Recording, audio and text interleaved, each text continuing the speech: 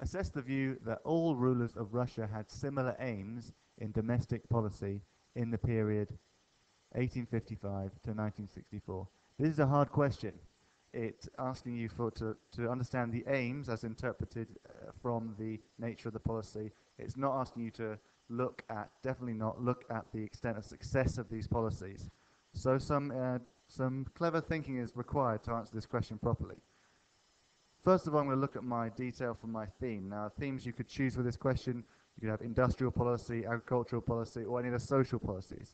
The one I'm going to choose is the freedom of urban workers or peasants to freely practice their religious beliefs.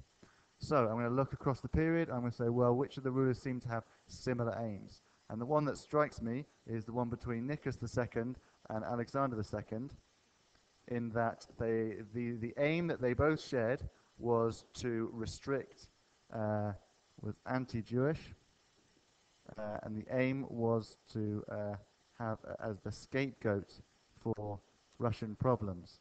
So they both had organized pogroms in the 1880s under Alexander III, and the Black Hundreds under Nicholas II. So a similar aim there. Right, so then I go, well, who else seemed to have similar aims? Well, I could say that Khrushchev and Stalin had a similar aim in the sense that they wanted to restrict the freedom of the Orthodox Church because that was their ideology. So they were atheist, right? They want to encourage the atheist belief instead of the religious Orthodox Church. So you've got Khrushchev attacking the Orthodox Church, attacked a few days after the publication of the Day in the Life of Ivan Denisovich, and then you've got Stalin closing down hundreds of thousands of churches so that only a few remain by the end of the 1930s. He destroyed churches, Orthodox churches. Similar aims. I could also say that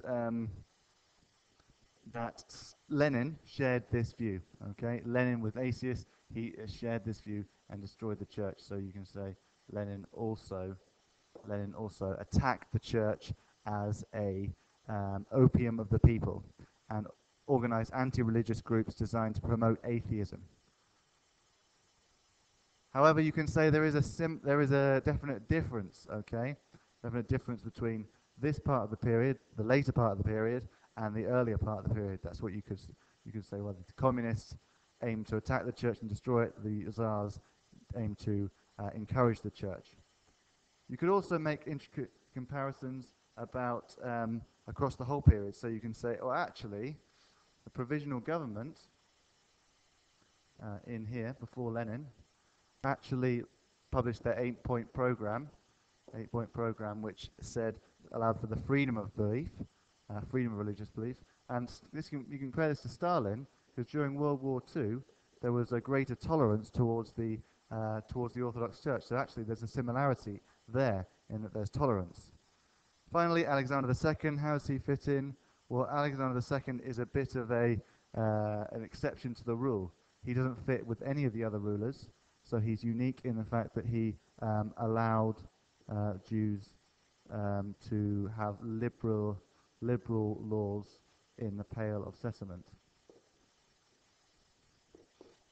So my concluding statement looks something like this. I disagree with the question that they had similar aims in this theme.